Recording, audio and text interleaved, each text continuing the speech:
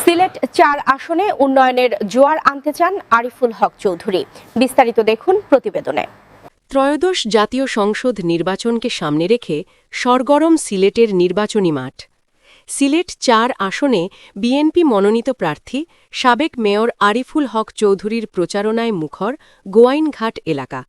দীর্ঘ ১৮ বছর পর ভোটাধিকার প্রয়োগের সুযোগ পেয়ে উচ্ছ্বসিত সাধারণ ভোটাররা। সকাল থেকেই গোয়াইনঘাটের পশ্চিম জাফলং ও সদর ইউনিয়নের প্রত্যন্ত এলাকায় গণসংযোগে ব্যস্ত সময় পার করছেন সিলেট উন্নয়নের আইকন হিসেবে পরিচিত আরিফুল হক চৌধুরী। প্রতিটি পথসভা ও সমাবেশে তাকে ঘিরে ছিল সাধারণ মানুষের উপচে পড়া ভিড়। গণসংযোগকালে তিনি বলেন, দেশের চলমান সংকট নিরসন ও ন্যায়বিচার প্রতিষ্ঠায় বিএনপির রাষ্ট্র সংস্কারের বিকল্প নেই। বিএনপি আগামীতে রাষ্ট্র পরিচালনার দায়িত্ব পেলে বাংলাদেশ প্রকৃত শান্তি ও সমৃদ্ধির পথে এগিয়ে যাবে। তারেক রহমানের ৩১ দফা বাস্তবায়িত হলে দেশে কোনো সংকট থাকবে না। দ্রব্যমূল্যের ঊর্ধ্বগতি নিয়ন্ত্রণ ও সাধারণ মানুষের নিরাপত্তা নিশ্চিত করতে আমরা অঙ্গীকারবদ্ধ। নির্বাচনী বক্তব্যে তিনি আরও উল্লেখ করেন, দীর্ঘ সময় পর দেশের মানুষ ভোটাধিকার ফিরে পেয়েছে। পালিয়ে যাওয়া ফ্যাসিস্টদের কারণে মানুষ ভোট দিতে ভুলে গিয়েছিল। এবার সেই সুবর্ণ সুযোগ কাজে লাগিয়ে শান্তিপূর্ণভাবে কেন্দ্রে আসার আহ্বান জানান তিনি।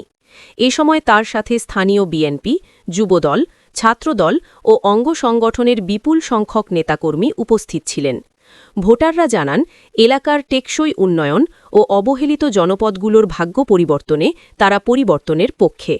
সিলেট ৪ আসনের এই জনপদে মেগা প্রকল্পের মাধ্যমে উন্নয়নের প্রতিশ্রুতি দিচ্ছেন সাবেক এই মেয়র। এখন দেখার বিষয়, আগামী নির্বাচনে ব্যালট বিপ্লবের মাধ্যমে সাধারণ মানুষ তাদের কাঙ্ক্ষিত নেতৃত্বকে বেছে নিতে পারে কিনা।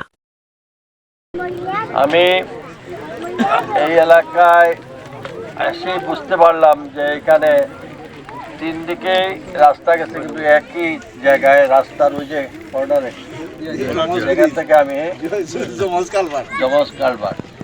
যাই হোক, আমরা ইনশাআল্লাহ সুন্দরভাবেই, যদি আল্লাহ পাক আমাকে নির্বাচিত করে, অবশ্যই এই এলাকায় এই জমজ কালভারটা এত সুন্দর